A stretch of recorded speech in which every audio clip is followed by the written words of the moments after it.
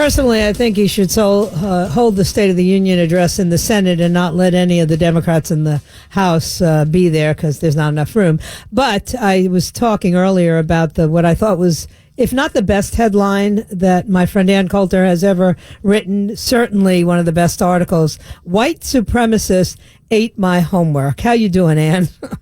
Fine, thanks. How are you, Joyce Kaufman? I'm great. Do you think we could have him do the State of the Union address in San Diego or somewhere where we could get a little more notoriety? I think that's a good idea. I mean, I don't think he needs to go to the border per se, but he should definitely deliver it in front of an audience. Having watched his Oval Office address, which substantively there was nothing wrong with it. It was quite good, but it did look like he was delivering it with a gun. Somebody's pointing a gun at his head off camera. So I think he needs an audience to be at his best. We could have a rally. You know, he does so well at the rallies. Yeah, I think he could use a rally these days. Absolutely. And interestingly enough, listening to you and I are probably in very much the same place. I've known Steve King for years, and I never suspected that he was racist. I would love to see the whole interview that took place, because you and I have both had experience with the New York Times and other publications where they don't report accurately what we say.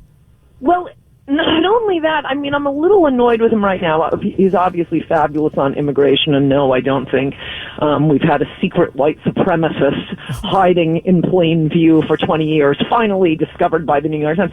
It was apparently the New York Times lying by punctuation. Once he explained it, they, of course, keep asking him about white supremacy, white supremacy, white supremacy, white nationalism, and he says, white supremacy, white nationalism, it's Western civilization. He doesn't say it's, but he says, period. Western civilization, how did that become offensive? Why was I taught about Western civilization in school? And King makes the, I think, indisputable point. Nobody was taught about white supremacy in school. Nobody was taught about, or, the wonders of it. So they ran the words together as if everything he was saying about Western civilization, he was saying about these phrases that the New York Times kept pestering about. How many white supremacists do you know, Ann? It's like Bigfoot, except our media is obsessed. I mean, as I say in my column, it's a big country. In a country of 320 million people, I'm sure there are some out there, but there are more people who enjoy crush videos. The funniest sexual fetish I ever read about, and it's never left my head. It's men who watch videos of it's not even the full woman, just a stiletto-clad foot crushing small animals like frogs while speaking seductively to the frog. Oh, that is weird. It's a real thing. More people do that than are white supremacists. So why do we have to keep hearing about this? And it's a game of Simon Says with these reporters. That's why I wrote this column. The original title was Nina Burley is a and then I can't say the rest of it. I can't even say what it rhymes with because I was just so furious at this email I got. Just an innocent. Oh, I want to do an interview with you. I want to talk about the shutdown and white identity politics. I'm sorry. F you, Nina. F you. You with your maids and defending white Amanda Knox after she kills her Pakistani roommate and then blames it on a Congolese man. These liberals could never survive the standards they hold conservatives to. But instead of, reporting news, all they want to do is try to catch some conservative, making a slip of tongue or just getting us to even talk about white identity politics. What on earth? I have no idea what that even is. Meanwhile, we live in a world, as this current Gillette ad indicates, where it is just constant hating on white men. Yeah. Hate for white men. There's toxic masculinity and white privilege, and massive investigations if a sign goes up on campus that says it's okay to be white. That is regarded as hate speech. It's okay to be white. There was Sarah Jong at the New York Times. Times. the vicious, that was only last year, vicious, horrible, racist things she was saying about white men, cancel white people, F white women, LOL. It's sick how much pleasure I get being mean to old white men online. Just on and on and on. She spent years consumed with these vicious tweets. No apology, and she just takes her place on the New York Times editorial board. There's no other group toward whom such hate could have been directed that it wouldn't be a scandal and prevent her from being a member of the Times editorial board. But no, it's just constant hating on whites, hating on whites, hating on whites. So the left has to invent this myth of white supremacy to explain their sick preoccupation with hating white people. And just, the hypocrisy that you're seeing now with this, whisper campaign about Lindsey Graham, it's the left. It's the Democrats who are saying, they must have, he's being held hostage because he's gay. I mean, yeah. Can you imagine if a conservative had proffered that idea on Fox? No, it's stunning how vicious they can be, and holding conservatives to standards they couldn't survive for 10 seconds. Mm-hmm. Well, and not that anybody reads Newsweek, which is, of course, where she wanted to put you in this white identity politics article. Does it even still exist, Newsweek? Well, that was the other thing, this lie in the email saying, we want to do a cover story on you. There is no cover. Right. It's online. It's online, somebody with a blog has as much influence. So, I was willing to do an interview because I'm a nice person and I like to chit-chat, but seeing that nonsense about white identity politics, that just set me off Tourette'ing for an hour. Yeah. Well, look, it's what I said. First and foremost, if I ever see Steve King again, although they're trying to, literally, put him on a railroad out of the Capitol, if I ever saw him again, I'd say, what possessed you to do an interview and not record it? I mean, if the New York Times... to do an interview with the New York Times at all. Right. Well, when one time you said, you can do this interview with Jeremy Peters, Joyce, it's going to be all right. I recorded the entire thing.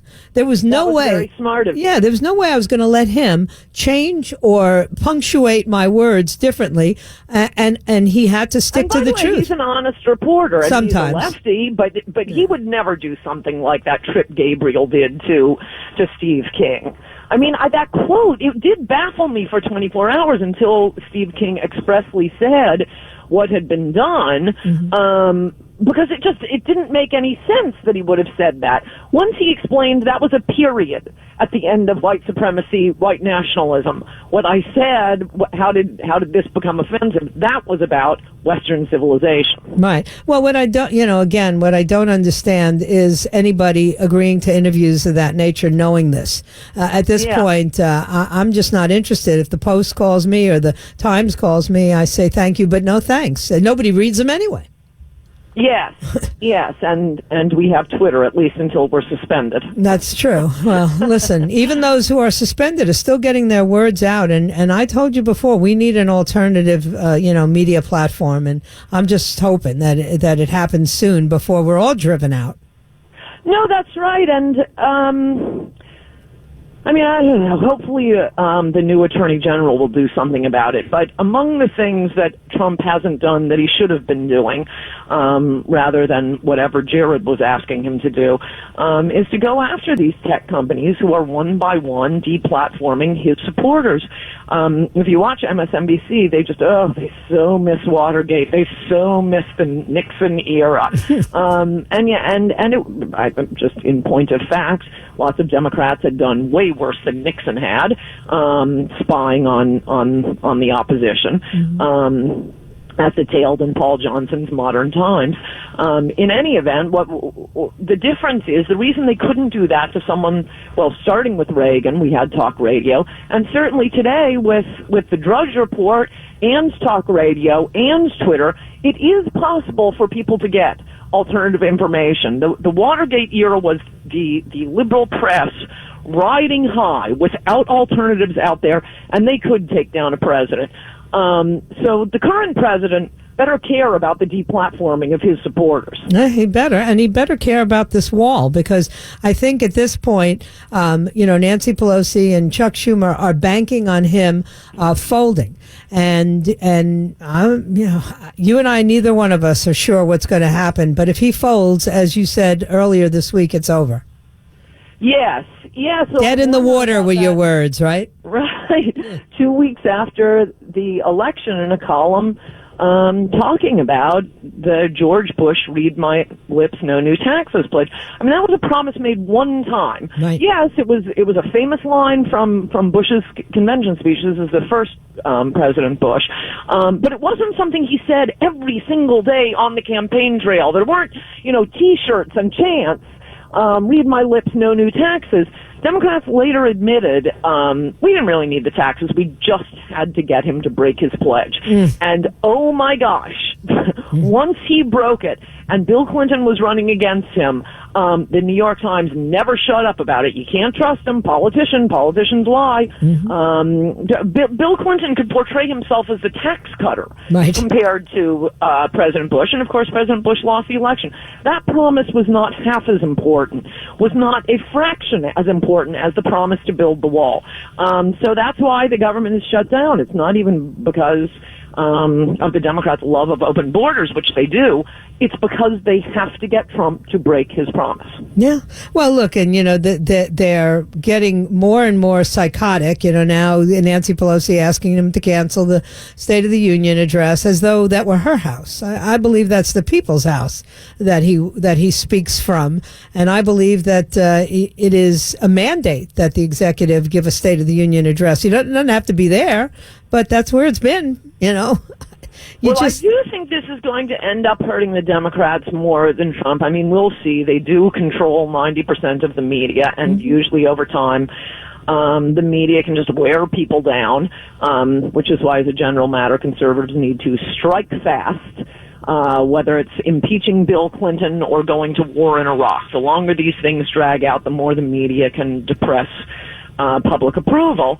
But here, most of the really important stuff is up and running. They're not going to get little old ladies who aren't getting their Social Security checks. They're not going to get poor people who aren't getting their food stamps or their SNAP meals.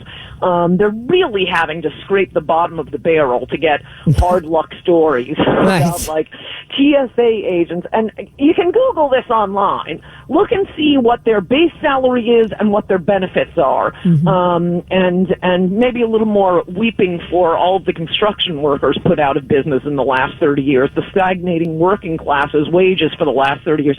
They're really, they don't have, it's usually things like, oh, and I couldn't pay for my son's karate lessons. Yeah. No. We need something a little rougher than that. But plus, which all these Democrats, they've just taken the House and they can't do anything. Yeah. Well, and I think he wins this one. I think it's going to be painful, but I think he actually can win this, especially with all this on cue formation of new caravans every single day.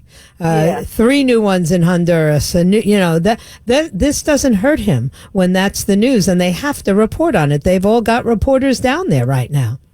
Yes, and you can always check Breitbart if the rest of the media is hiding it from you. Yeah. Breitbart, Texas is really something.